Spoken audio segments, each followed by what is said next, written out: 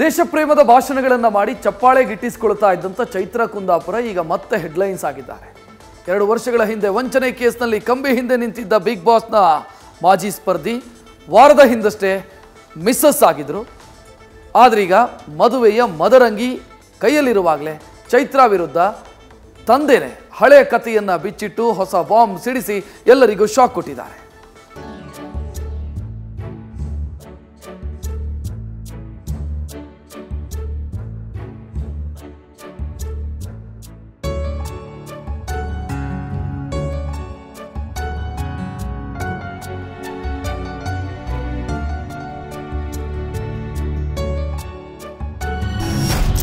ಚೈತ್ರ ಕುಂದಾಪುರ ದೇಶ ಧರ್ಮ ಅಂತ ಅಬ್ಬರಿಸ್ತಿದ್ದ ಭಾಷಣ, ಡೇರಿಂಗ್ ಆಟಿಟ್ಯೂಡ್, ಖಡಕ್ ಮಾತಿನಿಂದಲೇ ಮನೆ ಮನೆ ಮಾತಾಗಿದ್ದ ಕುಂದಾಪುರದ ಹುಡುಗಿ.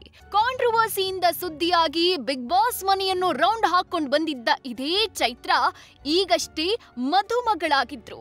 ಈ ಹೊತ್ತಲ್ಲಿ ಮಗಳಿಗೆ ಹಾರೈಸಬೇಕಿದ್ದ ತಂದೆಯೇ ಬಾಂಬ್ ಹಾಕಿದ್ದಾರೆ. ಮದುವೆಯಾದ 1 ವಾರದಲ್ಲೇ ಚೈತ್ರ ಬಾಳಲ್ಲಿ ಬಿರುಗಾಳಿ. ಅಳಿಯ ಮಗಳು ಇಬ್ಬರೂ ಕಳ್ಳರು, ಚೈತ್ರ ತಂದೆ ಹೀಗ್ಯಾಕಂದ್ರು? ಮೇ 9 ಜಸ್ಟ್ ವಾರದ ಹಿಂದೆ 12 ವರ್ಷಗಳಿಂದ ಪ್ರೀತಿ ಮಾಡ್ತಿದ್ದ ಶ್ರೀಕಾಂತ್ ಕಶ್ಯಪ್ ಜೊತೆ ಚೈತ್ರ ಸಪ್ತಪದಿ ತುಳಿದಿದ್ರು. ಆದ್ರೀಗ ಮದುವೆಗೆ ಹಚ್ಚಿದ್ದ ಮದರಂಗಿ ಮಾಸೋ ಮುನ್ನವೇ ಚೈತ್ರ ಬಾಳಲ್ಲಿ ಬಿರುಗಾಳಿ ಎದ್ದಿದೆ. ಬೇರೆ ಯಾರು ಅಲ್ಲ, ಚೈತ್ರ ತಂದೆ ಬಾಲಕೃಷ್ಣ ನಾಯ್ಕ್.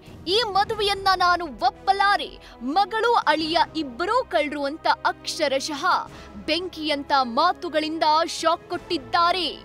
ಮದುವೆ ಕರ್ಲಿ ಅಂತ ಇವರು ಮದುವೆ ಯಾಕೆ ಕರೀತಾರೆ? ಅವ್ರಿಗೆ ಮಾನ ಮರ್ಯಾದಿಲ್ಲಲ್ಲ, ನಾನು ಮರ್ಯಾದಿಸ್ತಲ್ಲ. ನನ್ನನ್ನು ಕರೆದು ಇವರಿಗೆ ಸಿಂಪತಿ ಸಿಗುವುದಿಲ್ಲಲ್ಲ, ಇವ್ರು ಗೌರವಕ್ಕೆ ಅಡ್ಡ ಇವರು ಮಾಡುವ ಕಳ್ಳ ಕೆಲಸ ಎಲ್ಲ ಹೊರಗೆ ಬರ್ತದಲ್ಲ. ನಾನು ಸತ್ಯನಾಯಕ್ಕೆ ನನ್ನ ಒಪ್ಪಿಗೆ ಇಲ್ಲ, ಯಾಕಂದ್ರೆ ಅವನು ಕಳ್ಳ, ಅವಳು ಕಳ್ಳ, ಇವರು ಕಳ್ಳರ ಮದುವೆ ಆಗಿದೆ.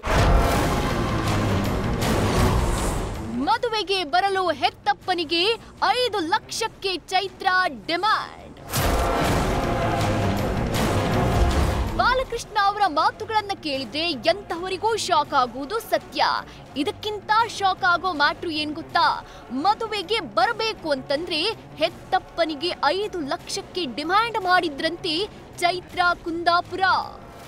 ಆ ನಾಚಿಕೆ ಅವಳಿಗೆ ನಾಚಿಕೆ ಅಲ್ಲ, ಅವನು ಕಳ್ಳ, ಅವಳು ಕಟ್ಟ, ಅವಳು ಕುಟುಂಬದವರು ಸಹ ಅದೇ ಥರ ಕಳ್ಳರು ಮದುವೆ ಆದ 12 ವರ್ಷ ನಮ್ಮನೇಲೆ ನಾಯಿ ಥರ ಅನ್ನ ತಿಂದು ನಮ್ಮನೇಲೆ ತನ್ನ ಮನೆ ಅಂತ ಅಧಿಕಾರ ಮಾಡ್ಕೊಂಡಿದ್ದವ ಚೈತ್ರ.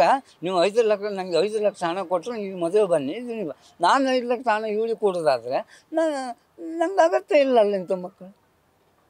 ಅಪ್ಪ ನೀವು ಒಳ್ಳೆಯ ರೀತಿಯಾಗಿ ಬಂದು ನೀವು ದುಡ್ಡು ಕೊಡು, ನಿಮ್ಮನ್ನು ಗೌರವದಿಂದ ನನ್ನ ಕರೆದಿದ್ದಿದ್ರೆ ಆಶೀರ್ವಾದ ಮಾಡ್ತೀವಿ. ಖಂಡಿತ ನನಗೆ ಗೌರವ ಕೊಟ್ಟು ತಂದೆ ಅಂತ ಎಲ್ಲೂ ಹೇಳಂತ ಹೇಳಿಲ್ಲ.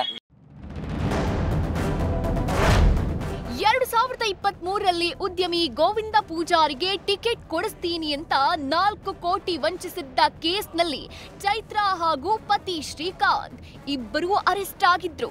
ಆ ಕಥೆ ಬಗ್ಗೆಯೂ ಚೈತ್ರ ತಂದೆ ಶಾಕಿಂಗ್ ಮಾತುಗಳನ್ನಾಡಿದ್ದಾರೆ. ಕಷ್ಟಪಟ್ಟು ದುಡ್ಡಿನ ಒಂದು 50,000 ಕೊಟ್ಟಿದ್ರು ನನಗೆ ಸಂತೋಷ ಇತ್ತು. ಇದು ಯಾರ್ದೋ ತಲೆಬರು ದುಡ್ಡಿನಲ್ಲಿ ಕೊಡುವುದು ನ್ಯಾಯ ಮಾಡ್ತಾರೆ. ಗೋವಿಂದ ಪೂಜೆ 5 ಕೋಟಿ 7-8 ಕೋಟಿ ಹೊಡೆದಿದ್ದಾಳೆ. ಅದರಿಂದ ಗೋವಿಂದ ಪೂಜೆ ಹೇಗೆ ಕೊಟ್ಟಿದ್ದಾರೆ ಅಂತ ಗೊತ್ತಿಲ್ಲ. ಡಿಸೆಂಬರ್ನಲ್ಲಿ ಜಾಮೀನು ಪಡೆದು ಬಿಗ್ ಬಾಸ್ಗೂ ಹೋಗಿ ಬಂದಿದ್ರು.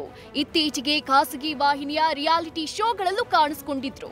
ಇನ್ನು ವಾರದ ಹಿಂದಷ್ಟೇ ಮದುವೆಯಾಗಿ ಹೊಸ ಜೀವನದ ನಿರೀಕ್ಷೆಯಲ್ಲಿದ್ರು.